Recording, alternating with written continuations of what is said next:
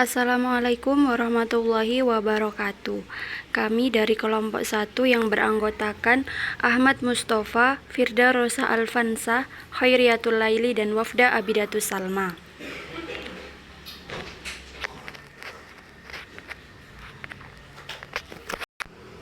Dalam pertemuan kali ini, kami akan menyampaikan tentang pengertian teologi Islam, dasar-dasar Qur'ani teologi Islam, sejarah kemunculan teologi Islam, sumber-sumber teologi Islam, dan ruang lingkup teologi Islam. Pengertian: teologi berasal dari kata theos yang berarti Tuhan dan logos yang berarti ilmu atau wacana.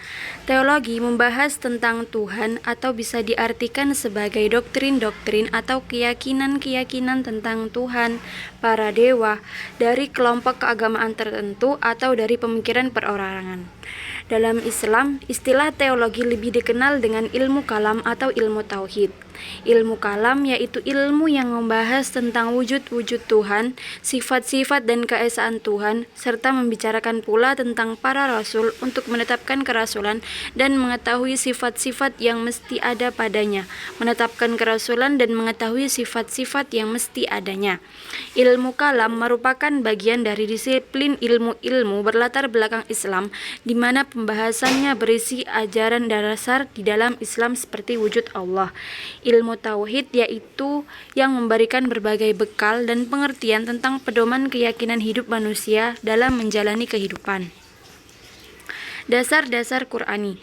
Dasar-dasar yang membahas ilmu kalam adalah Al-Quran dan Al-Hadis yang menerangkan tentang wujudnya Allah SWT, sifat-sifatnya, dan persoalan akidah Islam lainnya.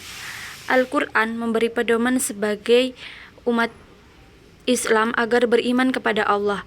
Banyak ayat Al-Quran yang memberikan pedoman tauhid dan wahdaniyatullah sebagai pegangan yang benar. Munculnya ilmu kalam merupakan tuntunan dan keharusan berdasar perspektif dan logika Al-Quran. Ilmu kalam juga disebutkan dalam beberapa hadis Nabi, di antaranya hadis yang menjelaskan tentang iman, Islam, dan ihsan. Sejarah kemunculan. Menurut Harun Nasution, kemunculan ilmu kalam dipicu oleh persoalan politik yang menyangkut peristiwa pembunuhan Utsman bin Affan. Dari sanalah cikal bakal lahirnya 3 aliran teologi dalam Islam, yaitu aliran Khawarij, aliran yang keluar dari barisan Ali dan memisahkan diri, aliran Syiah, aliran yang menetap mendukung Ali, dan aliran Mu'tazilah. Sumber-sumber Al-Quran adalah kitab induk, sumber dari seluruh sumber. Rujukan pertama atau utama bagi seluruh rujukan, dasar bagi segala sains dan ilmu pengetahuan. Al-Quran adalah kitab induk pengetahuan, tidak ada satu perkara apapun yang tertinggal. Semuanya telah disebutkan dalam Al-Quran, baik yang mengatur hubungan manusia dengan Allah, hubungan manusia dengan manusia, hablum minan nas, atau hubungan manusia dengan alam dan lingkungan. Al-Quran memerintahkan manusia selalu menggunakan potensi akal, pengamatan, dan pendengaran semaksimal mungkin sehingga menghasilkan berbagai ilmu yang berguna dalam kehidupan manusia itu sendiri. Hadis secara bahasa adalah segala sesuatu yang disampaikan baik dengan suara maupun dengan tulisan. Hadis merupakan perkataan beliau Nabi Muhammad SAW semata dan di dalamnya tidak tercakup perbuatan maupun takrir pernyataan beliau. Hasil pemikiran manusia terkhusus dari orang-orang yang memiliki keilmuan mendalam memberikan warna pada perkembangan ilmu pengetahuan.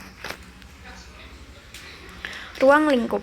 Hal-hal yang berhubungan dengan Allah atau yang biasa disebut dengan istilah mabda, hal yang berhubungan dengan wasilah atau perantara utusan Allah sebagai perantara antara manusia dan Allah yang meliputi malaikat, nabi, rasul, dan kitab-kitab suci Allah.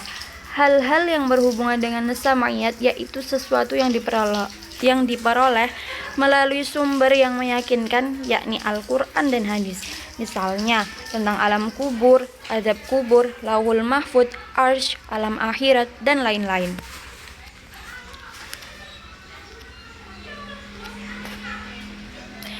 Sekian dari penyampaian kami kali ini, kurang lebihnya mohon maaf. Assalamualaikum warahmatullahi wabarakatuh.